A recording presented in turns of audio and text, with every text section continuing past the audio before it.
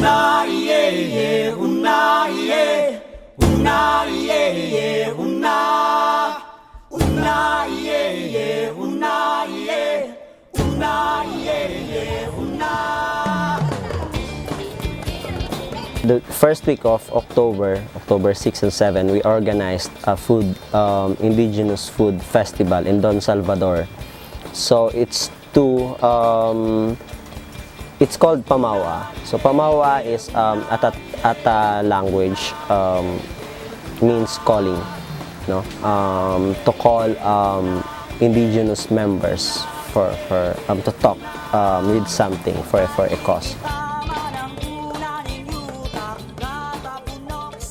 It was participated by more than 200 indigenous peoples, Negrito members all over the Philippines.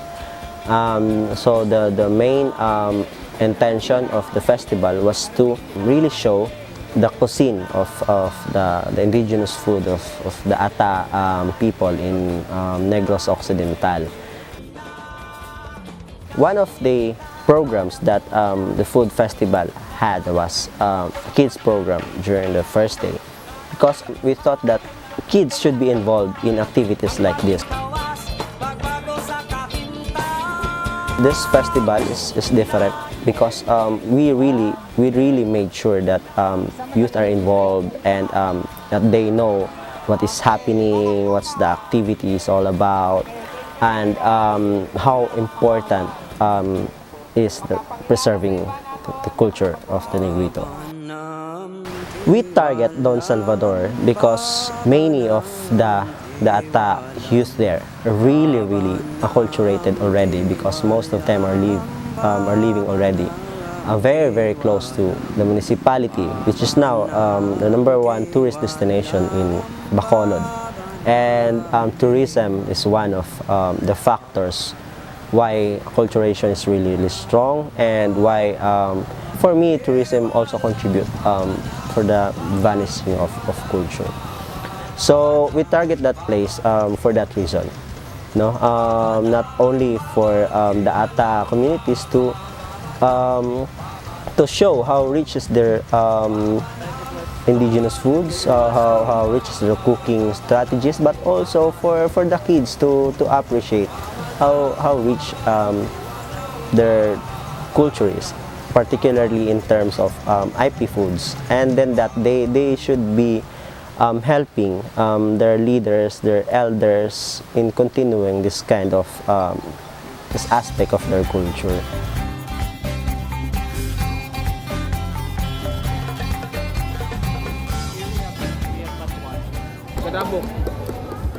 So that was the main activity, a competition by groups from different Atta communities,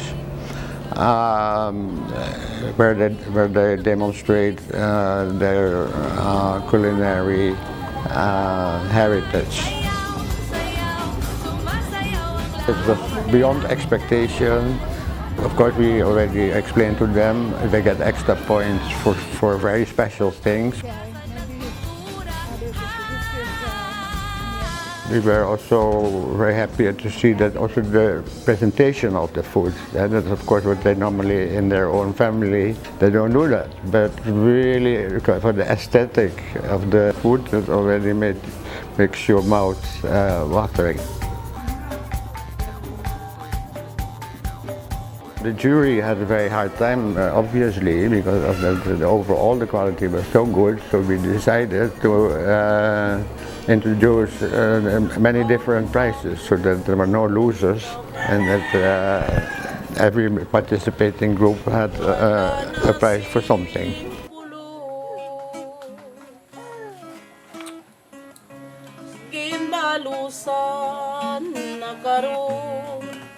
Kapalaran nga malao, ginsikway na ako sang mahalay nga Diyos. Tungod ki SPNKK, bias kay nabulig daya kiyamin nga magkiritay kami ini magkadugo ini puro ate. Katini ma'am na batyagan kay kalipay ini nalang sa ma'am abatyagan kibilog ma'am ini kabuhi halin sa kangay una. Una lang ang akong binangata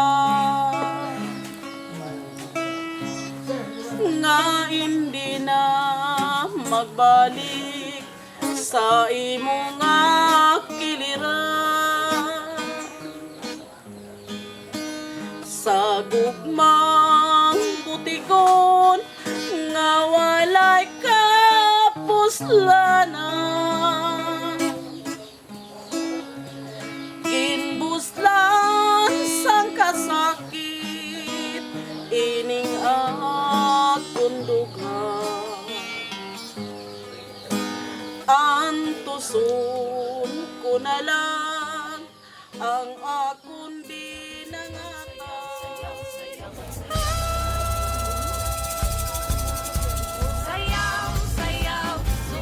In the food festival, and also we also integrate like the second day on like discussing with government, so because you cannot separate that, right? So like you have all these forest resources, but we know that there are threats that's coming in, so we need to advocate, we need to so that's one strategy. So and then second, we need to build a strong alliance with the government and other civil society groups like NGOs, academe, was really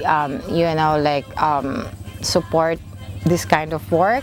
We also make the festival is a platform for the communities to raise their concerns and to dialogue with different government agencies, especially NCIP and the DNR were the most important agencies dealing when it comes to forest and ancestral domain. We think it's a good opportunity for the community to have a space to dialogue with each other and to raise their concerns and to discuss for plans and action.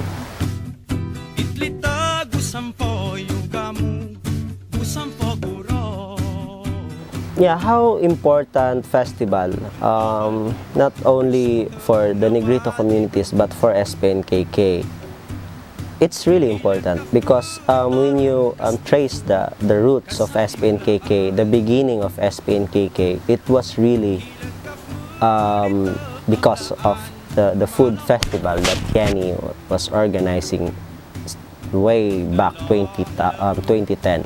The festivals started about 14 years ago when we had a loose group of volunteers realizing that the Negrito community is in fact the least serviced by either NGOs or government agencies. So one of the things we started indeed with is to organize a festival focused on knowledge and skills, and also focused on the traditional wild foods.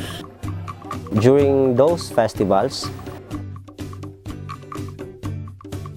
these Negrito leaders would use that activity as a platform to dialogue, to present their issues, to raise their concerns, and at the end of the activity, they would plan next steps, what to do, how to address these issues that we are facing. But then after the festival, they felt that it ends there. There's no follow-up activity. And then next festival would come again, and then the same cycle. This experience urged the leaders, why not, instead of just having this festival, which is good for the solidarity and for the Negrito groups to interact with each other, to share experiences. Instead of just doing that, why not form a network for the Negrito groups only? So that's the idea where SPNKK was formed. SPNKK stands for Sentrong Pagpapalakas ng Negritong Kultura at Kalikasan. So in English, it's the Center for the Advancement of the Negrito Culture and the Environment. So the Negrito leaders were the one who really chose that name for the organization. Festival until now, even if we already formed the SPNKK, it's still there. Because it's not only a gathering, but it serves as a platform when there are times that some communities already losing hopes, to the advocacies, the struggles that they are facing. The festival will help them.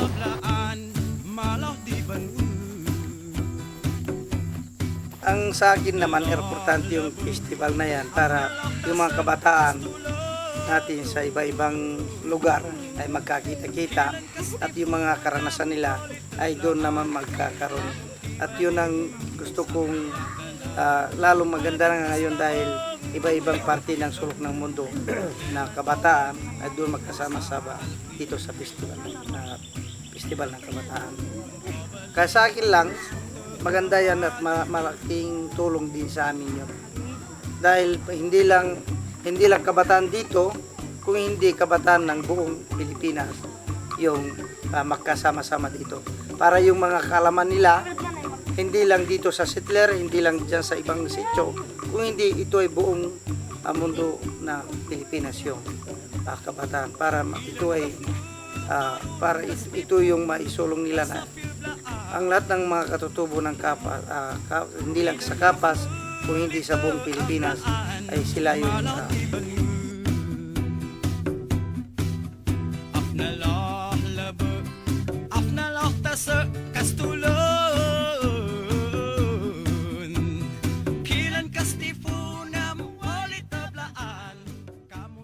And then, of course, in the evening, merrymaking cultural nights, where we had all kinds of monkey dances and stuff, and songs and music, and altogether it's a super happy event.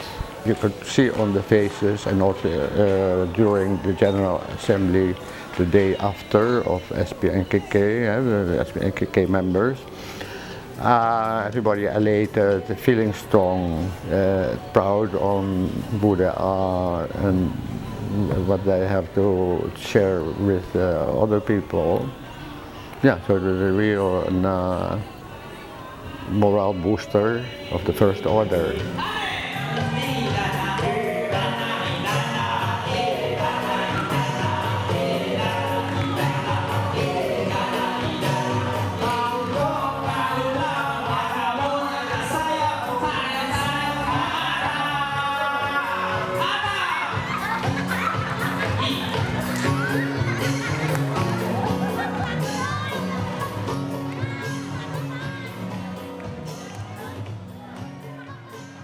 Babanam kewalam, babanam kewalam, babanam kewalam, babanam kewalam, babanam kewalam, babanam kewalam, babanam kewalam, babanam kewalam.